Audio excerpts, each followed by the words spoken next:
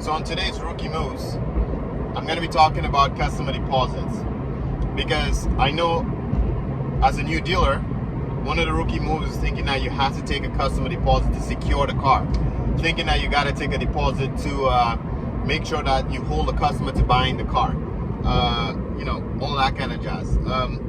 Let's get into it. Check the mic and make sure it sound right, boys.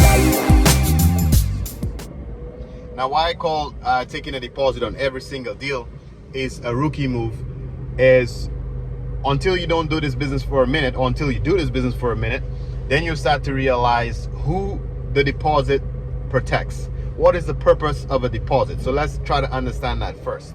When a customer comes in and see your car, whether it's a cash customer or a finance customer, if the customer gives you a deposit and the customer give you the customer signs a bill of sale, all sales are final, yes, in theory. That's what the bill of sale says, and they give you a deposit. So ethically, you should be holding that car for the customer. The customer essentially has put a hold on your car and causing you not to be able to sell the car to the next available person. Now, when you start buying and selling cars, you are not a parking lot. You're not a storage facility. Your goal and your agenda, obviously, is to flip these cars as soon as possible, to get them to the next person as soon as possible, get your money out, put it in another car, and flip it again. That should be the end goal anyway. That should be the reason why you open up a dealership. So where am I going with this? When the customer gives you a deposit, it only and only protects them.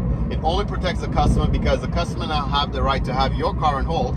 They could tell you, they'll have the paperwork ready next week or the week after. They can just be delaying the process because they may be shopping around for a different car deal, because customers, believe it or not, are selfish that way.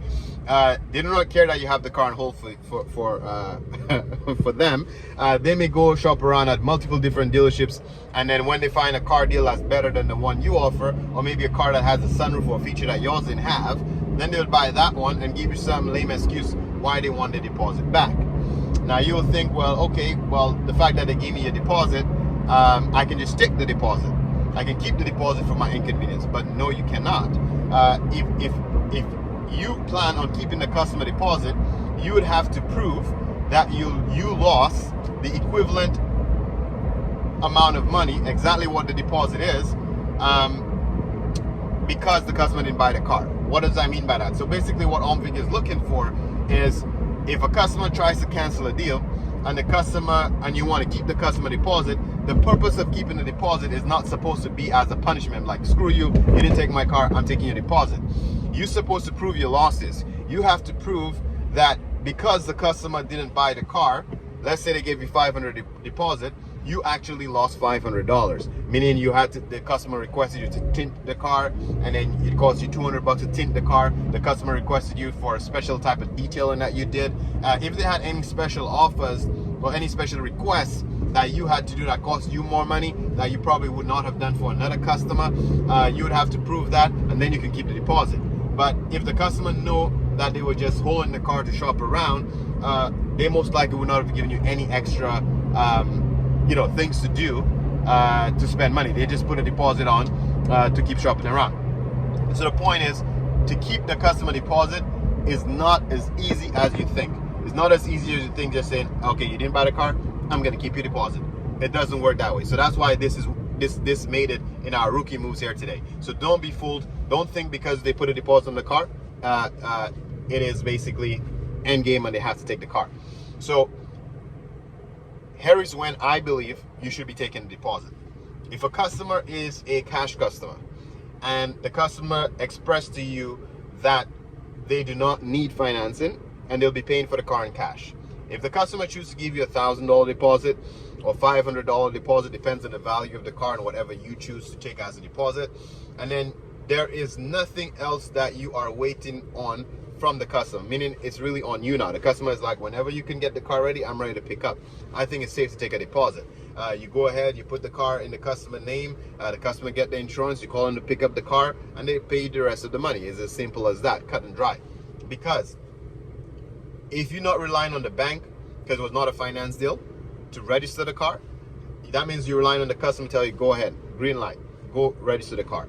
So the moment you're already gone to the ministry, the moment you have already paid to put the car in your name, you already start spending money. So you know how I like to say I put 40 bucks gas in the car. So I already put, when I get a customer, I put 40 bucks in the car, a cash customer. I go to the ministry, I transfer the car into their name, whatever that may be. If they cancel the deal, then I got to go back to the ministry and reverse that car from their name to my name. So there is a cost there. So I can take some of the deposit if they choose to cancel on the cash deal. So once you identify that your customer is paying cash, I think it's safe to take a deposit from them, okay? Now, where it becomes tricky is a finance deal. This is where I think you should not take a deposit. This is why I recommend you don't take a deposit.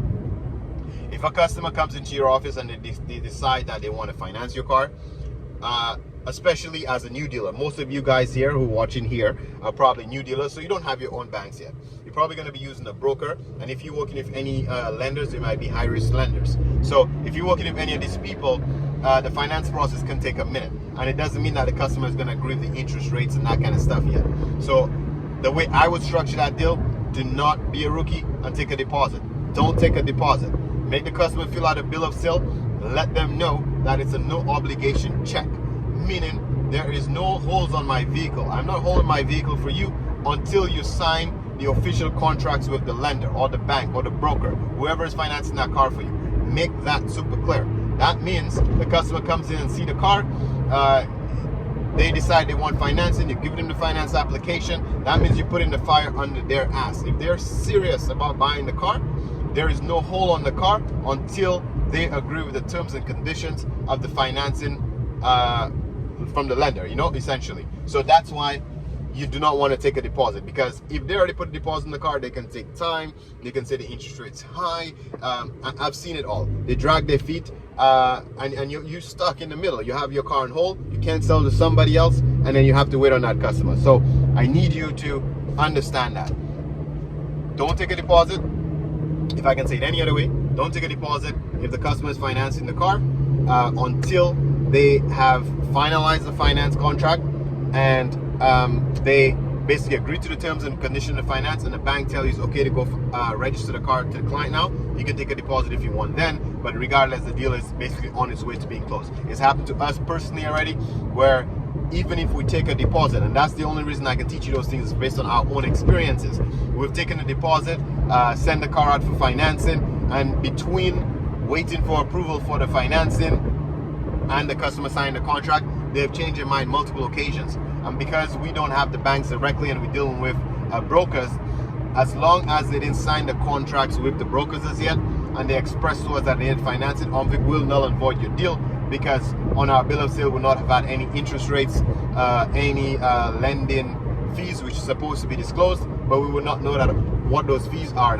That's kind of complicated. We don't know those fees and stuff until the finance company pull the credit. But regardless, if the person expressed you they need financing and you did not give them financing yet, and they did not sign the finance contract yet, OMVIC will make you null your bill of sale, okay? So I hope that was clear.